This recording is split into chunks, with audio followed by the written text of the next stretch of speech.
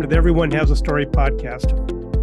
Now, I know this is going to be hard for you to believe, but when I was younger, school age younger, I would sit sometimes in class at my desk, and I felt like I was in that Charlie Brown scene where all he heard was wah, wah, wah, wah, wah from the teacher, while I looked up at the clock to see how much more time I had, because really the entire time that teacher was going blah, blah, blah, blah, blah, I was daydreaming. I could hardly wait to get out and do something that Roger really wanted to do. Not do math, not do English or reading or anything like that. I wanted to go do something that Roger wanted to do. And it was called daydreaming. And I could almost guarantee you that my daydreams were real. I would get out of class, the bell would ring. I would go to my friends that I was daydreaming with and say, okay, let's go do whatever. And we did it. We made it happen. Okay, so now let's fast forward to Roger the adult. I'm now in Rapid City, South Dakota. My wife went out there to visit her sister and do some home remodeling. I'm not really a home remodeling kind of guy, so I decided I'm going to go fly fishing. So I go get my South Dakota State fishing license. I go talk to the guy behind the counter at the fly shop. I get directions. I find out what's really the trout are hitting on, and I go. And by God, first try, I found the place. I'm there. I can see the creek. I'm parked right next to it. And I'm going, oh my God, this is going to be great, because really I'm the only guy out there foolish enough to be fishing that creek that time of year. So I decided that because I'm watching the flow of the water, I'm going to hike in about 2, 3, 4 miles and then walk back and walk with the flow of the creek, like all good fishermen do. So I'm walking down the path. I'm looking at all the spots on the creek to really outline where I'm going to really catch those big trout. I get in 3, 4 miles, I don't know, and I start fishing, and I am catching. The guy at the guide shop gave me the right flies and the right technique, and I'm catching fish. Not big fish as I hope, but I'm catching fish. So I'm excited. I'm happy. And after about, I'm going to say, an hour back into the fishing, the actual fishing, I stop. I throw my cast out. I stop, and I'm going to just sit there and enjoy the moment, because there's that wind. Not really a big wind, but the wind was whistling through the pine trees. And I don't know if you've ever noticed that whistle, but every time I hear that whistle, I remember all the times with my dad out fishing and hunting. And when the wind would blow through those whistles, it just always makes me remind me of my dad. So now I'm thinking about my dad. I'm looking up at the sky. It's blue sky. The black granite hills of the Black Hills in South Dakota. I mean, I am daydreaming like you can't believe. I mean, I am off in probably another universe. And up to this time, I have not seen another human being. I have not seen anything, but I'm out in the wild, so I don't expect to see a whole lot of humans. But, there's animals out there, and sometimes those animals don't really go hand in hand with adults, humans.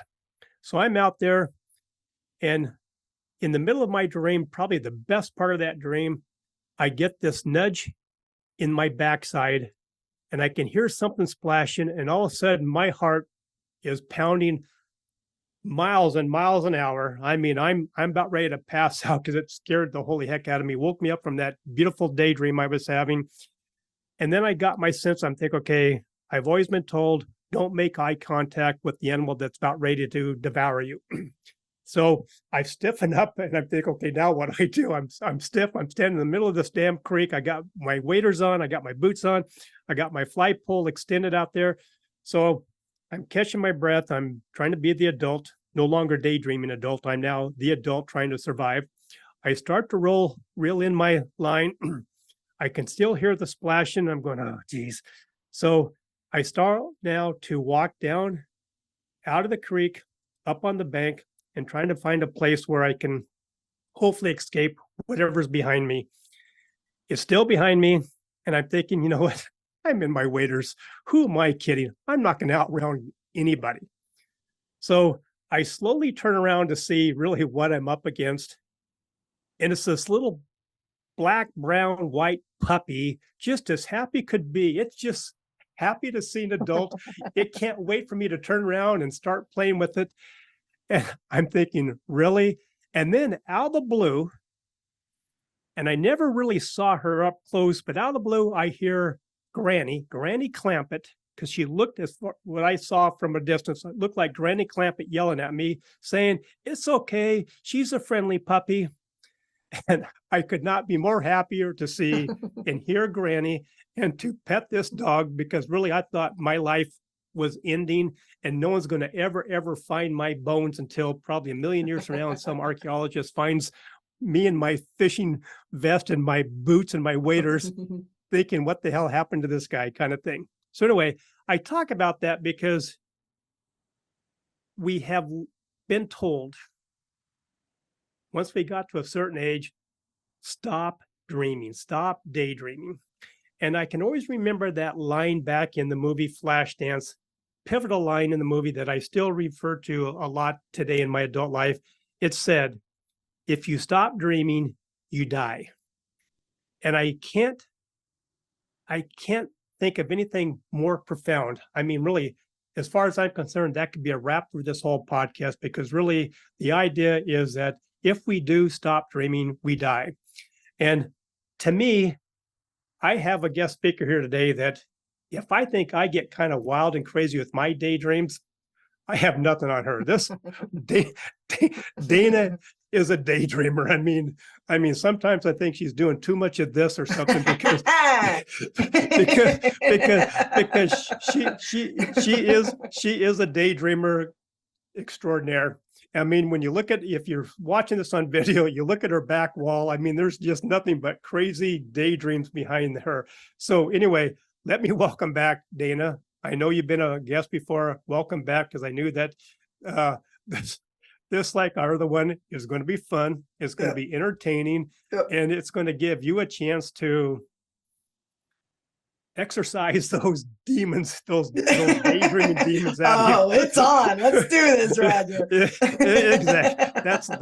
That's what I was thinking. So I'm glad we see that. So anyway, let me kind of do my little introduction to Dana and give her the stage for a brief second, with, if there's ever a brief second with Dana. So Dana is the co-founder of Uniquely Phenom Collaboration. And let me tell you, you don't want to get in too many conversations with her and her partner, Angela, because you won't get a word in otherwise. It'll be entertaining. It's you don't have to buy a Netflix subscription. It's entertaining to beat heck, but it's really good stuff. It's really good stuff. And so, Dana, thank you again for being my guest speaker today. You're an author of great books. We're going to reference your book here in my book club here next month.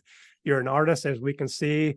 You're a Fanilo of Barry Manilow. So you know what? You can't be that bad of a person. So what have I missed here, Dana? What do we need to say? Introduce you to the group.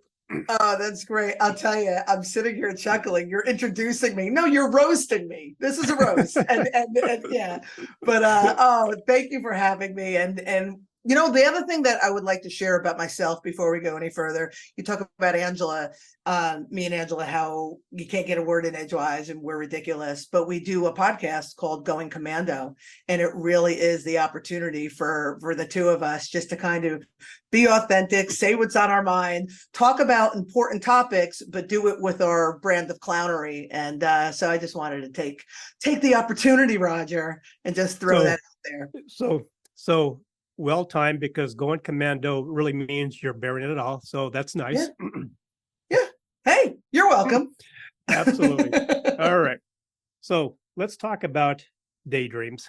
Mm-hmm. You know, I love the advice and the quote by Henry Ford, where he talks about how he would give his employees permission to take time off during their workday to sit back in their chair in their office, kick their feet up on the desk, and dream, because he said that time was probably the most beneficial and productive time as individuals within his organization, because it gave them that time to step away from the boundaries, the routines, and really let their minds be clear.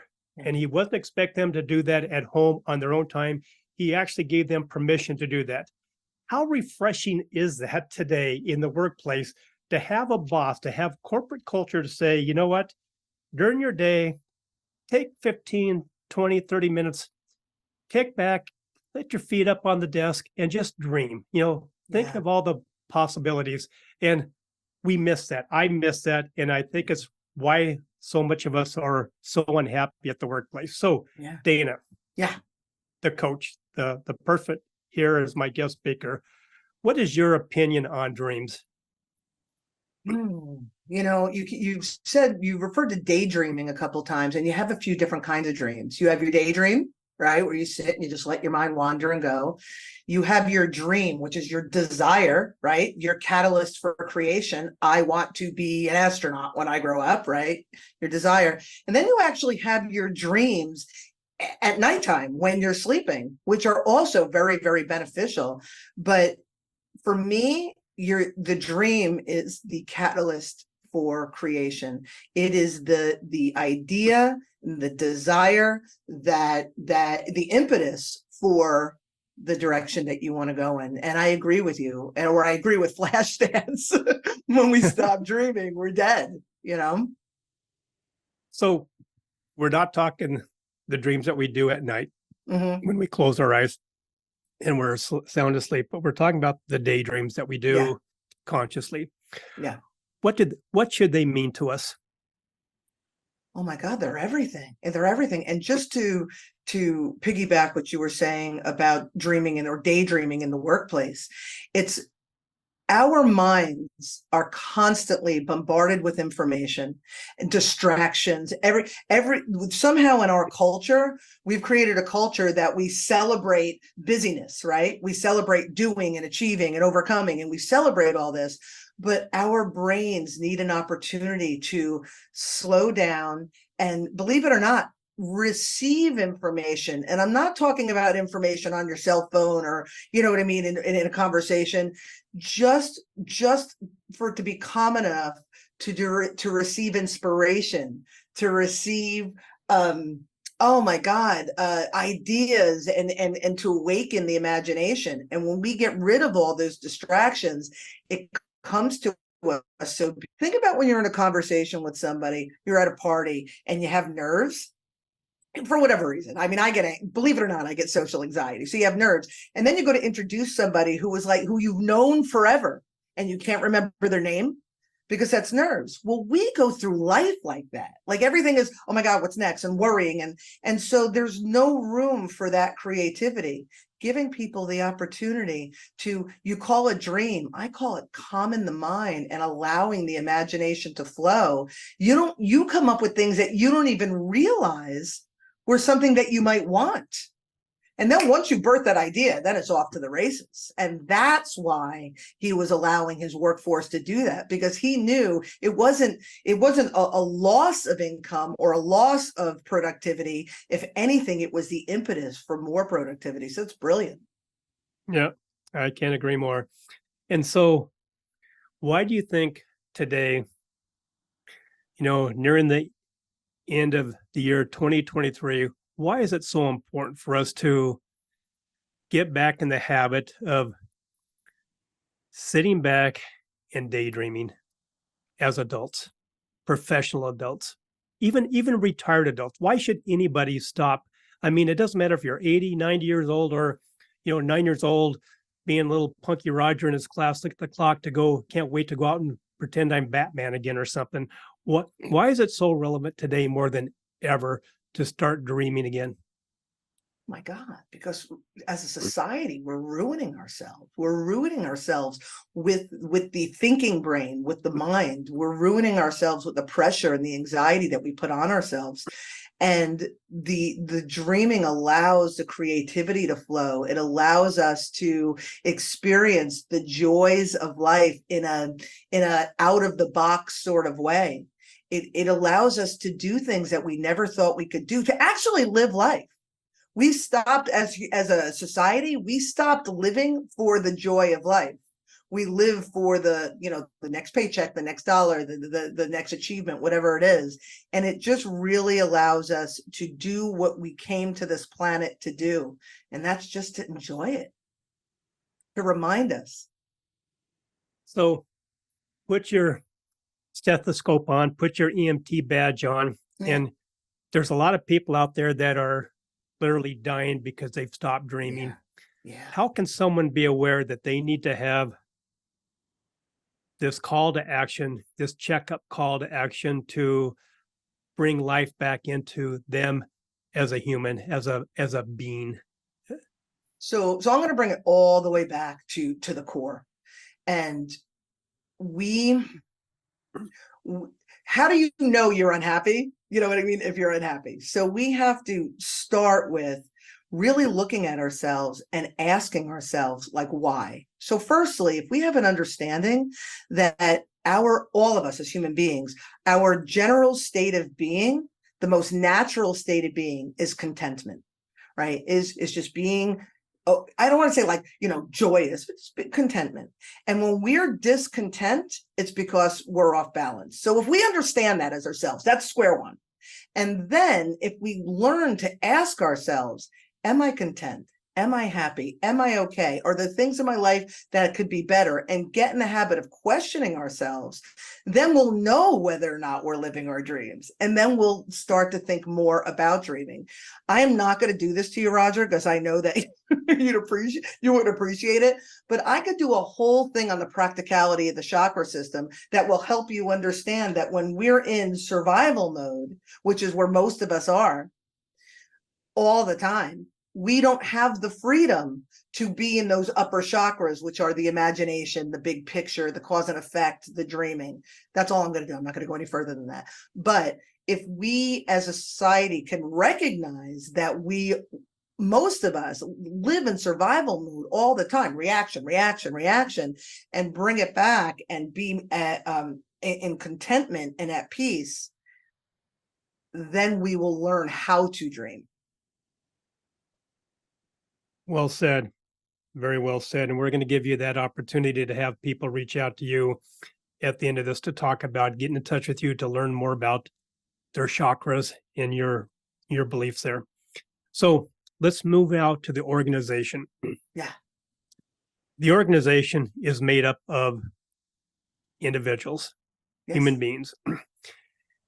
Is it possible that a company, an organization, a business can start to die because they stop dreaming? Yes.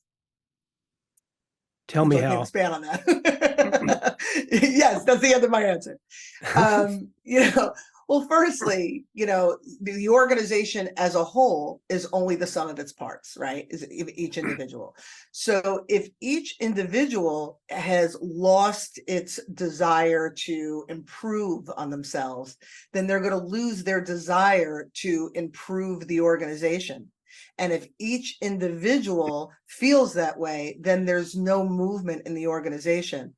Also, I think of like these organizations, you think of like cancer, right? And you have one cancer cell and it infects another and infects another. So if you have a discontent, non-dreaming, just kind of waiting for death employee, they are more likely to adversely affect the more positive employee than the positive employee affecting them.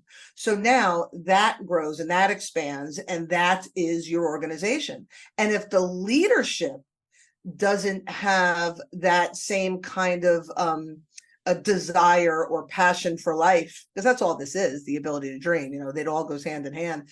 If the leadership doesn't have that, then it trickles down. Something very interesting, we read this book, The Dream Manager. You read it, you referred it, I had read it as well. And one of the things that I found so interesting is the manager of this company came into work every day with cement shoes, like, just didn't want to be there, right? And when he started assisting the others with their dreams, it gave him a purpose. So it's very symbiotic. So if your leadership is assisting the company or the individuals and they are growing, then they are bringing to the organization, which only assists the leadership. And it's both as far as productivity and also emotionality and just, again, just general happiness and contentment. It's beautiful. It's a beautiful dance. It is. And I'm sure that Barry has a song specifically for that particular dance. So I love So, it. we've all heard the saying, misery loves company. Yeah. But why doesn't anybody ever talk about how we do? We get so damn excited. We almost get goosebumps. I just did a podcast with a colleague talking about getting goosebumps. Why don't we ever talk about how the act of giving, the act of letting people dream, where we all feel that positive energy, that gets just as contagious as misery. But we only Yeah. talk about how misery loves company. Why don't we ever say, boy, positive energy, daydreaming, good daydreaming builds contentment, builds company. Why don't we ever Yeah. talk about that as a society? Well, firstly, I just want to touch on how I said, you have one cancer cell in the organization, and it's more likely to bring down the other, because you usually see more than that. You need a really strong force to lift up the others. But I think why we don't talk about it is I think most people are in that.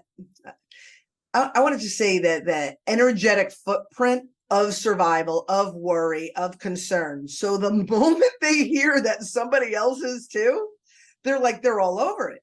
Angela and I just talked about in our last commando, we were talking about how when somebody comes to work and they had, a unpleasant morning. I said shitty morning on the show, but I'll censor it for you, Roger. But they had you're welcome. I won't say shitty on your show, Roger. I won't do that. I appreciate that. But this one person comes in, has an unpleasant morning, like they spilled coffee on themselves and they, backed over their garbage pails on the way to work, and they come in. What's the first thing they do? They tell another person what a shitty morning they had. Oh, excuse me, an unpleasant morning they had. Oh, the leash is off. And so then another person walks into the room to get a cup of coffee and says, what are you guys talking about? Oh, how unpleasant our mornings were. Let me tell you about mine. Now you have three people who have expanded that negative energy exponentially. And that's what happens. And I think people, they align with it because everybody, I don't want to say everybody, most people reside in that survival place. But if every person can just find the gratitude, learn to dream, find the passion, feel good about life, then you're right. It's just as contagious with the joy. All right, so let me try to attempt here to clean up your potty mouth here. So what are your solutions that you would offer to businesses, organizations, leaders, owners, and even the frontline employees to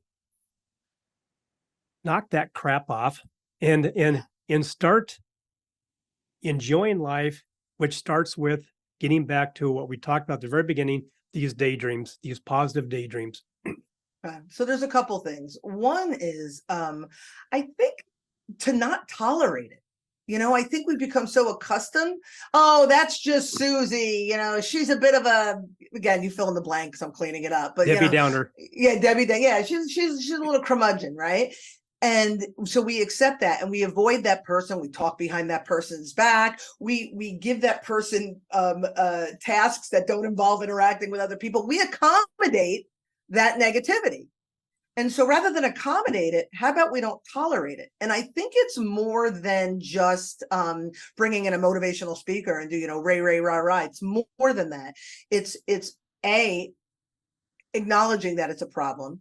B, not tolerating it. C, then incorporating programs that can assist everybody in, again, better self-esteem, better confidence, feeling secure in their environment, setting better boundaries, like all of the things that we need to do to empower ourselves to be strong, to then be present enough and able enough to dream, right? And I think in doing that, you do all of it. You alleviate the problem, you teach a better way, and you do it together as a team. Well said. Very well said. Dana, I knew this was going to be enjoyable. I want to end this sooner than later so I can kick my feet up on my desk and start daydreaming about tomorrow and what I'm going to do tomorrow. So thank you again for being my guest speaker, and leave us with one more little Dana-ism to really inspire us to think outside the box, let go of some of those boundaries, or at least lessen the boundaries and lower the boundaries, and really get a kickstart to our daydreaming so we're not slowly dying away? I think everybody is in a different place of what they need to do on the individual level to move forward. But I think in general terms, we have to remind ourselves to live in the joy, to find the humor, to really get the beauty out of life. And if we can remember that all of those other things that are so important will always be there, and just find the laughs, find the humor. And when you do that, the more you do that, even in the ugly, I mean, the ridiculous things, the horrible things happen. I'm like, I still have my legs, right? I still have my legs, I still, whatever, have a roof over my head, whatever it is. And if we can remember to find gratitude for the things that we have and find humor and sometimes the things that go south, it becomes a little easier to dream because life isn't so difficult. Well said. Now, since we've had him on the guest the last 2 times and we never gave him a chance to speak, what would Barry's song be about daydreaming? Oh my goodness. Oh, I'm not gonna, well, I'm gonna sing. So sing it to the world. Sing it to the world. Everybody something, something. Let it come on in. And then he talks about dreaming and singing. That would be the song. 'Cause it's daybreak. Oh no, you can't stop me. 'Cause I want to believe. No, I'm just kidding. Okay, so. I love it. I love it. So if anybody wants to get in touch with you to hear the rest of you singing that song of Barry, Oh yeah, call me. how can they get in touch with you? Oh my God, there's so many ways to connect with me on the interwebs, but I think the best way right now is find me on LinkedIn. Simple, Dana Sardano, find me on LinkedIn, find my business partner, Angela DeMarco, find Going Commando with Angela and Dana. We're also on LinkedIn or on YouTube, but I think if you really, really want to connect with me, like in the rawest form, find Going Commando because we really, for the sake of humanity, like we're really trying to do something special to assist people and give them permission to be authentic and enjoy life. Yeah. And I know that you and Angela have put together some nice business modules to help organizations find themselves. Oh yeah, that too. The important. Oh yeah, of course. That's what I was. Yeah. Come see our clownery. Now, Angela and I, we have quite a few things. We have a online learning platform, publishing company, the whole nine. But one of the things that we do that we feel that we're very proud of is we have a program called Core to Credo, and we work with companies from the core, their self-empowerment, they're really being present to be able to dream, and the credo, the belief, the vision, the culture, everything about a company. So if you address your employees from the core, each individual, and make sure that they're aligned with the credo, the big picture, from the inside out and the outside in, you could have a happy, thriving organization. Forgive me, Roger. I went right to clownery. No, this is what I do. This is my job. So once again, we fully expect that. And I can't thank you enough for being my guest speaker. And trust me, we will do more of these because they're very relevant with some fun involved. And that's what's important today. So thank you very much. Thank you, Roger. Thanks for letting me off the chain. My podcast wouldn't be the same if it wasn't for my sponsors and my great supporters. So let me take this opportunity to thank each and every one of them. First of all, I want to thank Rebecca at Custom Bookkeeping and Accounting, delivering trustworthy bookkeeping services since 2003. Dave and Dara at Virtues Matter, making this world a much happier place to be with their Virtues card apps, coaching and workshops. Stephen at Buller Accounting, giving business owners depth and insight to their numbers. Eric and his team at Ivy Cat Web Design, the real superheroes of web development and design. Jennifer and Jean at the Seavers Real Estate Team, serving Pierce and Kitsap counties with their home buying and selling needs. Maury at the Maury Method, the world's only brainwave entrainment engineer, helping everyone have more clarity, less stress, and overall better brain health. Priya at Pivot My Profit, helping individuals and businesses have better control of their finances and more money at the end of their day. Melissa at the Soul Vibe Energy High, the queen of the aha moments, helping individuals find those holes in their cups, repair the hole, and and gain back their positive energy. And finally, Rick at West Sound Recording. You talk, they do all the rest. Thank you, Rick, for all your efforts with the production and editing of my podcast.